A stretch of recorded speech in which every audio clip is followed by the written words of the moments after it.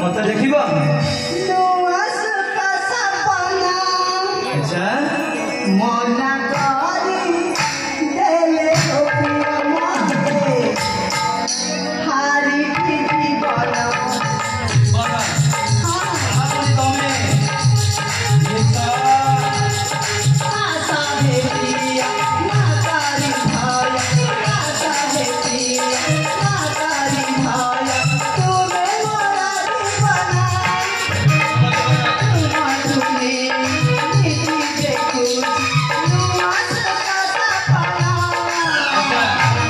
मना हारी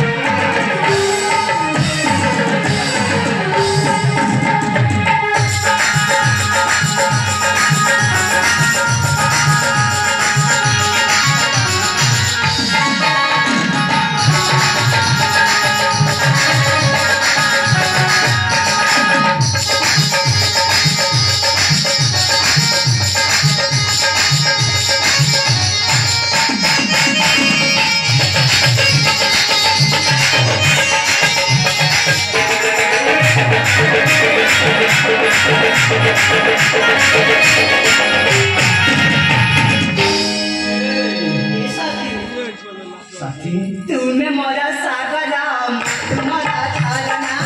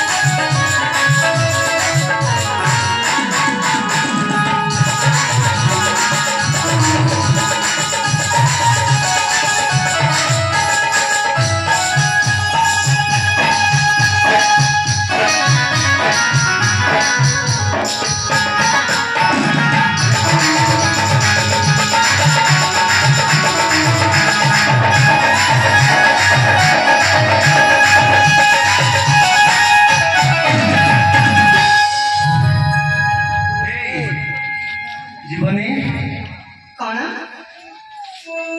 कोटी जी कहला तुम घर को आम घर को हाँ ना बाबा ना मु आम घर को जीविनी जीवनी ना प्रेम करिब हाँ विवाह करिब हाँ ठीक अछि तुम कथारे मु जदी राजी होइछि ताले मो कथारे भी तुमको राजी हेबाक पड़िबो हैला हां ताहे तुम ससुर कौन मो कथाटा सुन हाँ तुम बापा ना मो बापा राक्षस मो बापा राक्षस मैं तुम कौन कहछ तुम जानी ना मु काहे की बारण करूछि नने एमि सुंदर जगह देखि को कोन छाड़ी दबो अरे सुन तुम बापा मो बापा को हत्या करिछि पवित्र राखी पूर्णिमा दिन रे हे भगवान हां मो परिवार को छिन्न विच्छिन्न करि तुम कौन कहछ मु तेणु करी तुमको छलना बहाना करी प्रेम करी मुझे तुमको बंधी रखी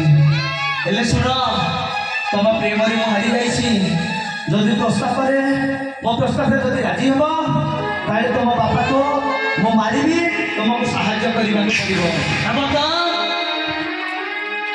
ठीक अच्छी दोषी जिते बेले दोष कर दंड देवा उचित ठीक अच्छी मु तुम प्रस्ताव राजी ठीक अच्छे जदि यही कथा राजी हो निश्चय तुमको वैदेही राज्यर ରାଣୀ କରି ରଖିବି। ଠିକ ଅଛି ଦିଅ। ଠିକ ଅଛି ତାହେଲେ ମୋ ମା ମୋ ଭଉଣୀ ସେ ଜାଗାରେ ଅପେକ୍ଷା କରିଛନ୍ତି। ସାଥୀ ହୋଇ ଆମେ ଚାଲିଯିବା। ଠିକ ଅଛି ଚାଲିଯିବା। ଯିବା। ଠିକ ଅଛି।